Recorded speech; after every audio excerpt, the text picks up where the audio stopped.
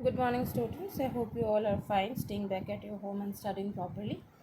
I am again going to start with the history chapter 2 of Vedic literature.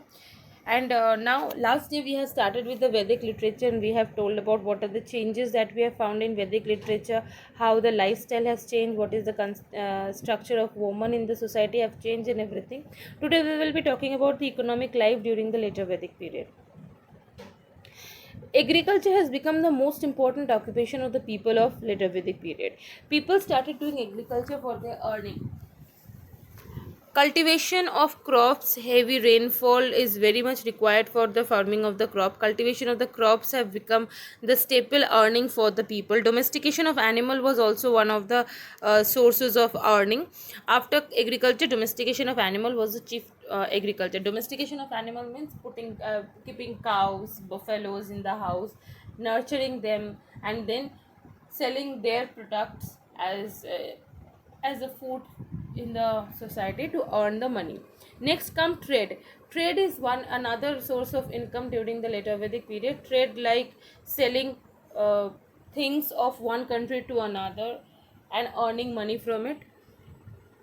Things such as a lot of things were in the form of exchange. A lot of things like handcraft things, potteries, paintings, sculptures. These were all the items that were traded from one place to another, and there were several coins such as Nishka, Satamana, and Krishamana were the source of income. These are the source of currency that they earn from the trade. And growth of cities in Rig Vedic age. I have told you that people do not used to settle down as for lifetime. They used to settle down for some period and then again they used to move. They didn't live their life of nomadic sense by that time also. But in later Vedic period we find setting up of cities. That means small village turning into bigger village, lot of villages turning up into towns, and that lot of towns turning up into cities. This is the way of culture or civilization that started growing up from this form. And that is how people started settling up in one place, and that place where their habitation for many years. Like Mathura formed, Kausambi, Hastinapur, Ayodhya, all these names of the cities, they started taking their places, and all the cities were ruled by kings and bigger kingdoms, and they were all very luxurious, very richly. And we have also heard names of Ayodhya, Hastinapur, Kausambi, Mathura in different of the epics that we have in Mahabharata and Ramayana. And religious life, obviously the nature god in the Rig Ved like Indra, Vishnu, Varuna, Surya, Agni, Prithvi were the god, which were replaced by Brahma, Vishnu, and Shiva. In later Vedic period, we are coming across with three names: Brahma, Vishnu, and Shiva, the three trinity which we call in Hindu mythology, who are the creator of this world. Previously, it was Agni, Prithvi, Vayu, Surya. Now, in Rig Vedic period, they were like this, but in later Vedic period, it was converted into Vishnu, Brahma, and Shiva. Religion become complex. Now from later Vedic period we come to know about the casteism, or the division of caste and division of religion. People started discriminating or differentiating different religions. Previously, before to later Vedic period, this practice was not there.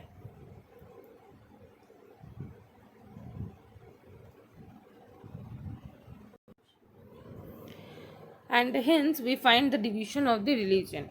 Now religion was no longer simple. Many people, new religion and sacrifices were also introduced. There were growing tendency towards sacrifices means sacrifice of animals for god, sacrifice of human being for god, and a lot of sacrifices were there. In this way, the religious practices had become so complex that it was beyond the reach of common people. And that is where we divided rituals and practices among common people and the richly people. Like, this is where we come to know that there was a demarcation in the temples as well, that priest can only do the part, others cannot take part of it. So this was a demarcation, and it becomes so complicated that for even one worship they have to follow lot and lot of rules and regulations, and that is why common people were unable to perform such religious practices.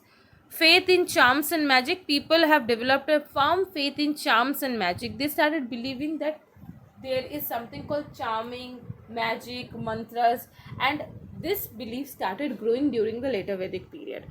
Faith in the karma and mukti. Now the people believed that the visible world was an illusion which they must discard to obtain ultimate salvation. Now, in later Vedic period, people started believing in two things, that is karma and mukti. They believed that in this world where we are living is an illusion. God has created an illusion for us, and in this world we should not be getting attracted by the luxuries of life. Once you get attracted by the luxuries of life, you are going far away from God. In order to get the mukti, that is the end of life and a peace after end, we need to know what karmas we are doing, what work we are doing in our life. If we do proper work, we will get mukti by quickly. If we get diverted and attracted by the luxuries, our salvation or mukti will come much later. This idea was introduced. Increase in the importance of the Brahmanas. Now, in Rig Vedic age, the religion was simple. It was so simple that every people were able to perform those religion. But in later Vedic period, it became much more complex, and people, particularly common people, were unable to practice those things. It was then become quite impossible for the householders to perform different yajnas and sacrifices. Hence, the demand of Brahmanas increased. Brahmanas means priests. Brahmans. I said the casteism came in this particular time. Brahmans, those are under the tagline of Brahmans or priest. Their want became more because everyone were unable to perform all the rituals. In Rig Vedic period, we have seen all the household members were able to perform the yajnas and sacrifices. But in later Vedic period, when it became too crucial and complex, everyone were unable to do that practices, and hence they want Brahmanas to do the practice. And that thing led to the want of more Brahmanas and the demarcation that okay, only Brahmanas can do the work of God, other people cannot do. This demarcation came in the later Vedic period only. And there are several differences of Rig Vedic and later Vedic period. Differences of social life, as I have said, in Rig Vedic period, casteism was not so high, but in later Vedic period, it came. Every section was divided, and work was also imparted to them depending on their division of caste. Status of women in Rig Vedic period. Women had a high status in the society. They were able to perform the religious practices, they were able to perform in the political affairs, they had their say in every particular part. But in the later Vedic period, we find that women position has got down. They were not given any rights in the society, they were not given any rights to speak in the political part, they were even not given any right to perform any worships or any religious duties. They were only subjected to be inside the house, and lot of rules and regulations were imposed upon them. A life of luxury. People of Rigvedic age were very simple minded people. They do not have much wants in their life. But when we find later Vedic period comes, people have earned a lot of want in their life, and all that want resulted them into lot of complexities in life. The Kshatriyas superseded the Brahmanas. Obviously, in Rigvedic periods, the whole Brahmana were considered supreme, but in later Vedic period, the whole thing goes to the Kshatriyas because they were given the more power, as upon their shoulder lies the protection of the country, and they were the only person who should be respected highly because they are taking care of the kingdom. Differences of economic and material life, trade and occupation also changes from Rigvedic and later Vedic period. And I have told you that in later Vedic period, a lot of trade occupation part has been introduced. Domestication of animal, trading, rearing, everything started. Growth of cities in Rigvedic period, there were no growth of cities, small villages were there. But in later Vedic period, we find the growth of many cities like Ayodhya, Mathura, Kausambi, Hastinapur, and these big kingdoms were the sign and symbol of settlements. And different of religious life. Obviously, in Rigvedic period, religion was very simple and could be performed by anybody of the society. While in later Vedic period, we find that religion become much more complex, and only Brahmanas or priests can do the parts. Everyone are not allowed. Advent of new god.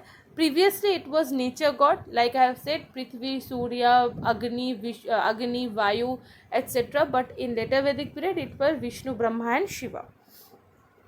And philosophical speculation. In the Rigvedic phase, there were not much speculation on philosophical and spiritual subject, but now the scholars speculated mostly on such subject as God and souls. Okay, previously there were no speculation as such, they had a simple life, but now they believe in karma and mukti. And slowly there has been growth in the political life as well. Previously it was small kingdoms, small villages. Now it turned out to be bigger kingdoms like Mathura, Hastinapur and Ayodhya. Increase in king's power. King was given the ultimate power to rule the whole country or whole city. Their words were to be accepted and followed by everyone in the country. And new officials, obviously, places were given to commander in chief, ministers were there, and all the duties were divided into layers, which was not found during the Rigvedic period. It came into the later Vedic period, where king come to the head to be the head of the country or the city. Then all the rules and regulation and duties were divided into the layers of ministers. Charge in the mode of warfare. Obviously, previously in Rigvedic period, warfare was there, but not in such high ways. And in battlefields, very minor battles took place. But in later Vedic period, we find the conquering battles, bigger battles to take place. And in the battlefield, it is the ministers or the commanders who are in the leading position, and they were the person who used to take charge of the war. So we are ending this chapter. I hope you will go through the chapter very properly. It's a very important chapter in Indian history, and you cannot leave any part. And next class I'll be providing with a question answer, and we'll move to the next chapter. Thank you and have a nice day.